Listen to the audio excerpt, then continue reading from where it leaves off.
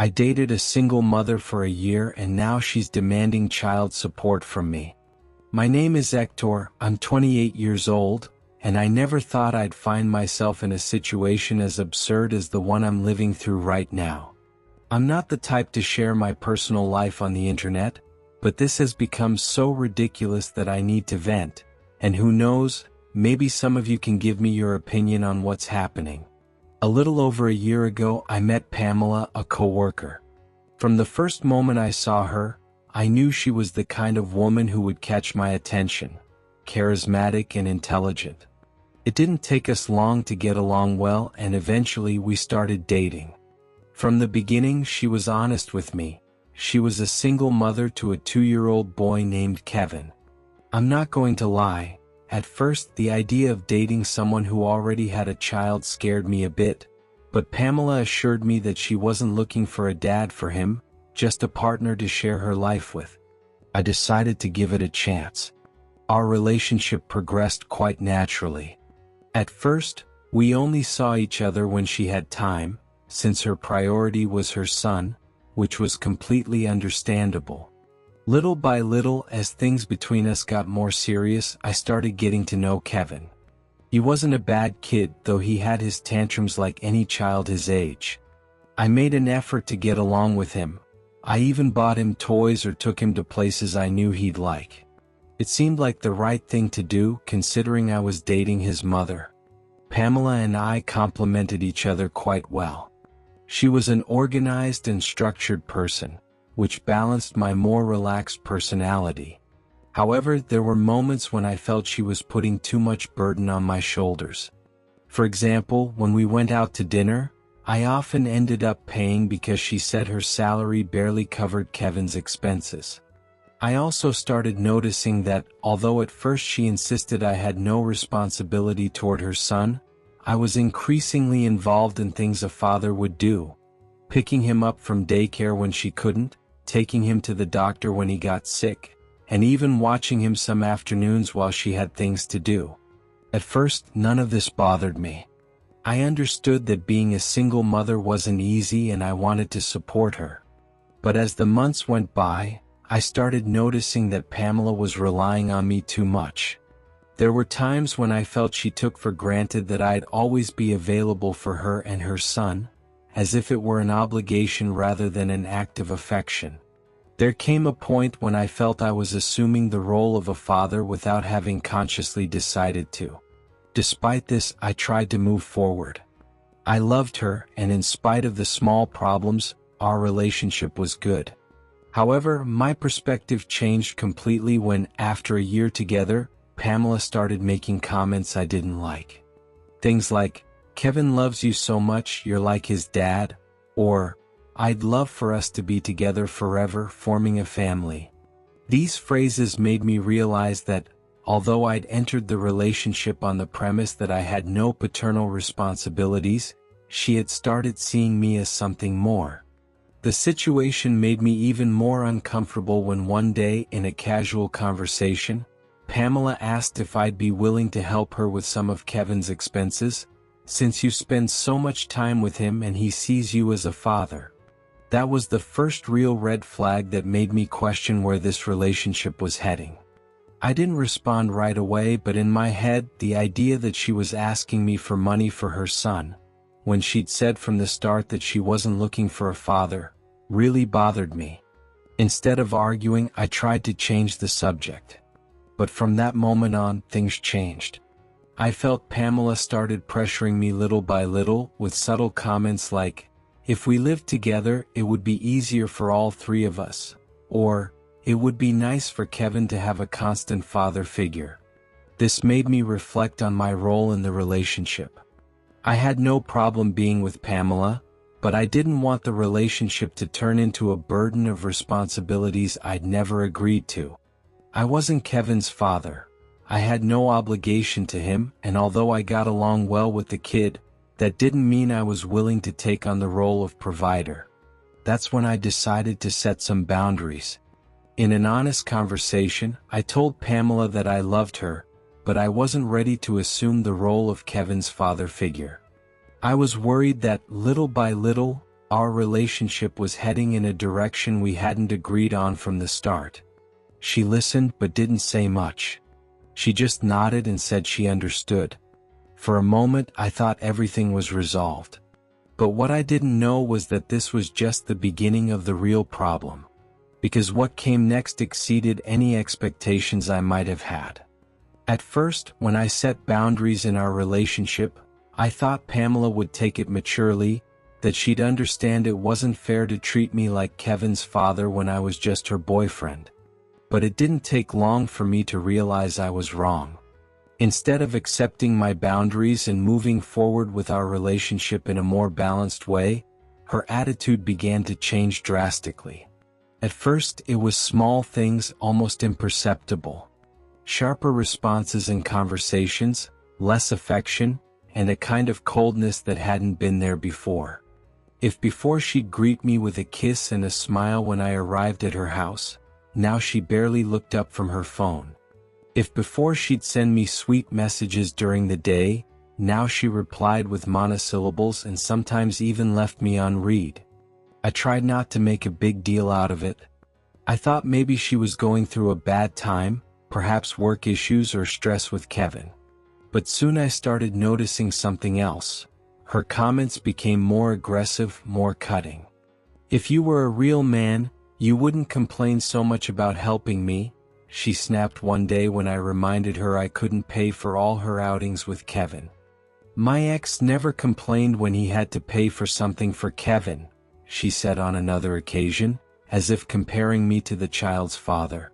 Every time she mentioned her ex, I felt she was manipulating me, trying to make me feel guilty for not fulfilling the role she wanted me to take. But the worst came later.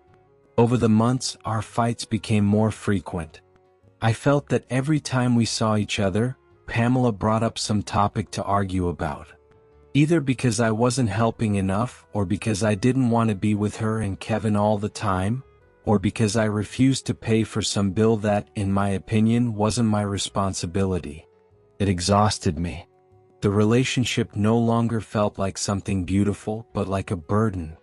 That's when I started noticing she was spending much more time on her phone. And it wasn't just the time, but her attitude when using it. Sometimes if I was nearby, she'd turn a bit or lower the screen so I couldn't see what she was doing. If I asked who she was talking to, she'd answer quickly and change the subject. Something felt off. I could sense it in the air. One day my instinct got the better of me.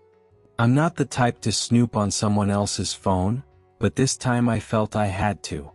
I waited until she went to the bathroom and, with my heart racing, I took her cell phone. It had no passcode, which surprised me but also made it easier. What I found left me cold. There were messages with another guy. They weren't just friendly messages. They were flirting, innuendos, plans to meet up. Messages that made it clear that even though she was still with me, Pamela already had her eyes elsewhere. One message said something like, "He's so boring, always complaining about not wanting to pay for things. With you I feel freer." Another said, "I can't wait to see you. With you I forget everything." I felt a mix of anger and relief. Anger because after everything I'd done for her, after all the effort I'd put into the relationship, this was how she repaid me. But also relief because deep down I wasn't happy with her anymore. I felt trapped in a relationship that was draining me, and seeing those messages gave me the perfect excuse to get out without regrets. When she came out of the bathroom, I didn't say anything at first. I just looked at her and took a deep breath. I knew that if I exploded, she'd find a way to turn the situation around and make me feel guilty. No, I had to do it differently. "Who is he?" I asked, showing her the screen of her own phone. Her face went through a series of expressions: surprise, discomfort, guilt, and then anger. Instead of admitting what she'd done, she went on the defensive. "You snooped on my phone? Are you sick or what? That's an invasion of my privacy." I let out a sarcastic laugh. "Really? That's your argument? That I checked your phone? We're not going to pretend those messages don't exist. Tell me the truth, Pamela. How long have you been talking to this guy? It's not what you think, she tried to say, but her voice was shaking. He's just a friend. Sometimes we joke like that. It doesn't mean anything. Don't take me for an idiot, I replied, feeling the rage rising in my chest. If it really means nothing, why were you hiding your phone? Why were you writing those things? Why did you say you were bored with me and didn't want to pay for things with me? Pamela crossed her arms and sighed, as if annoyed rather than remorseful. Look, Hector, lately you've become very distant. You're always with your boundaries and your rules. It made me feel like a burden. I needed to talk to someone else. A burden? I exclaimed, incredulous. After everything I've done for you and Kevin? After helping you so many times? That's how you see it. She didn't respond. She just looked away. And in that moment, I knew. There was no going back. There was no fixing this. I took a deep breath and as calmly as I could said, "It's over, Pamela. I don't want to continue this. Not after this." She tried to say something, but I interrupted her. There are no excuses, no justifications. It's simply over. I stood up, grabbed my things, and left her house without looking back. I didn't let her stop me or convince me of something I'd already decided. I knew I'd feel bad later, but in that moment, all I felt was liberation. A huge weight had been lifted off my shoulders. I'd ended things with Pamela, and although it hurt, I knew it was the best for me. 2 months of peace. That's what I had after breaking up with Pamela. 2 months in which I refocused on my work, my hobbies, hanging out with friends without worrying about tantrums or absurd demands. It was like a breath of fresh air after being trapped in a constant storm. But peace doesn't last forever. One day when I got home from work, I found an envelope in my mailbox. It had a government logo and a police shield in the corner. At first I was surprised. I had no reason to receive something like that. Curiously, I opened the envelope and pulled out the letter. As soon as I read the first lines, I burst out laughing. It was a supposed summons demanding that I pay child support for Kevin, Pamela's son. According to the document, I had assumed a paternal role and therefore had the obligation to support him financially. But the letter was a mess. It was poorly written, with glaring spelling errors and sentences that didn't make sense. It said things like, "You assumed paternal responsibility and are urged to fulfill your obligation." It was almost embarrassing how crude the scam attempt was. Obviously, I didn't take it seriously.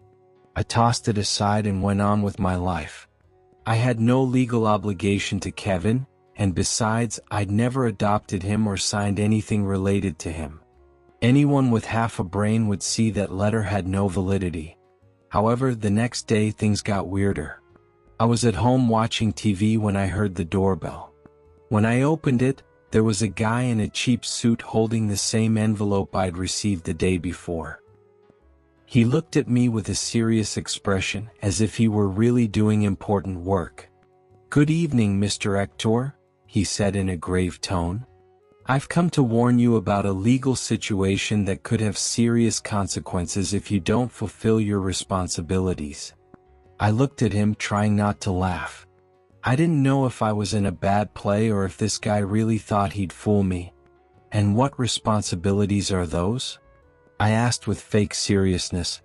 The guy pulled out the letter and handed it to me. "You've been summoned to respond for the maintenance of the minor Kevin.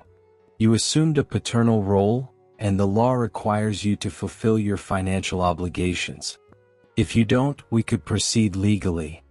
I couldn't hold it in anymore and burst out laughing. "Really? And who exactly are you? Because this seems like a really bad joke." The guy frowned and straightened up as if trying to intimidate me. "That doesn't matter. What's important is that you appear and start making payments, or you'll face legal action." Sure, I said sarcastically. "And which court is summoning me?" "Pamela's Court of Delusions." The man pressed his lips together. It was clear he wasn't expecting me to mock him so openly. This is serious. You do well to comply before it's too late. And what if I don't? Are they going to arrest me? The guy was silent for a moment as if searching for what to say. Then he huffed and handed me the letter again.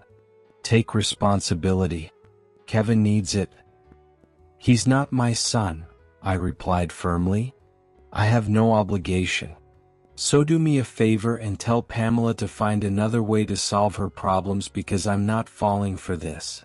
The guy gave me a look of contempt before turning and leaving. I closed the door with a mix of amusement and disbelief. After that, Pamela's messages started arriving. I can't believe you're so insensitive. Kevin loves you like a father. I don't understand how you can abandon us like this. If you ever really loved me, you'd do the right thing. Don't run from your responsibilities. I ignored her. It wasn't worth arguing with someone who'd clearly lost touch with reality. But the situation still seemed surreal to me. Did she really think she could force me to pay her child support just because we dated for a year? Out of curiosity, I decided to investigate a bit more about the guy who'd come to my house. I checked Pamela's Facebook profile and after a while found him in her photos. It turned out to be her cousin. I laughed out loud. The whole thing had been a farce from the start. There was no legal action, no obligation, no real summons. Just a desperate attempt at manipulation. And the worst part is they hadn't even done it well. At that moment, I knew I wasn't really done with Pamela. I still had to deal with her desperation, but at least now I knew what kind of person I'd wasted a year of my life on. Update. Hey friends, truth is I posted my story with the single mother just because I thought it was funny and absurd, but the things that happened afterward made me update this. This happened months ago and things got even more comical.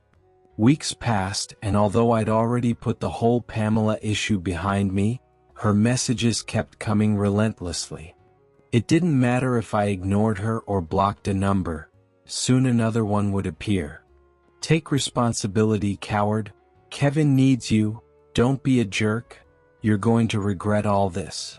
Those were some of the texts I got almost daily. I even received more fake summonses that, like the first one, were poorly written and completely invalid. I didn't even bother reading them thoroughly anymore. I just tore them up and threw them in the trash. The situation was absurd, and although it irritated me, I tried not to pay attention. I hadn't gotten involved with Pamela in a way that made me legally responsible for Kevin, and she knew it. However, what I didn't imagine was that things would escalate to another level. One morning, like any other, I woke up, had coffee, and got ready to go to work. But when I went out and approached my car, my heart raced at the sight of it. It was completely scratched with spray paint. The doors, the hood, even the windshield had offensive graffiti: "Man without balls, bad father, pay child support." I felt a mix of rage and disbelief. I took a deep breath, trying to calm down, but the anger burned inside me. I looked around, hoping to see someone suspicious, but there was no one. I had no proof of who did it, but in my mind there was only one suspect. I took out my phone, photographed the car from every angle, and without thinking twice, called a lawyer a friend had recommended for a work issue some time ago. When I explained the situation, he asked me to come to his office as soon as possible with all the evidence I could gather.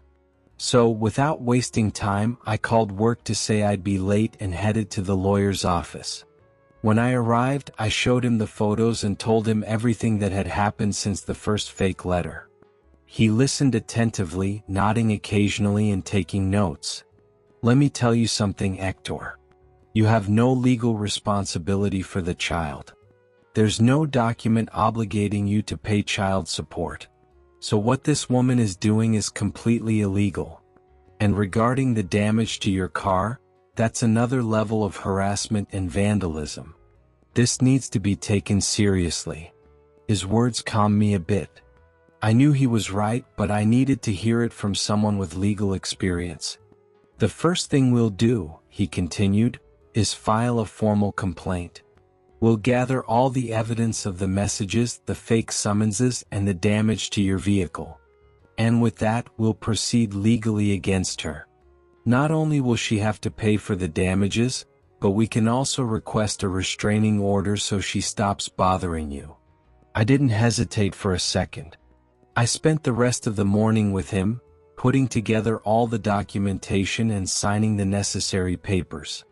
Once that was done, I went straight to the police station to file the complaint. Fortunately, upon showing the photos of the car and the threatening messages, the officers took the case seriously and started the process. A few days later, Pamela received an official summons to appear before the authorities.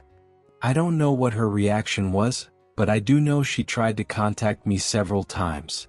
First with messages asking to work things out, then with insults when she saw I was ignoring her. Her tone went from "we can talk" to "you're a miserable person, you'll pay for this in a matter of hours." When the hearing finally took place, she tried to justify herself by saying she was desperate, that she had a lot of debts, and that I'd been a father figure to Kevin, which made me responsible. But her argument had no legal basis, and her story fell apart quickly when my lawyer presented all the evidence. Additionally, the messages and fake summonses she'd sent me proved she'd tried to manipulate and harass me. And when the car damage was addressed, additional evidence was presented. A neighbor's security camera had captured Pamela and her cousin the night they scratched my car.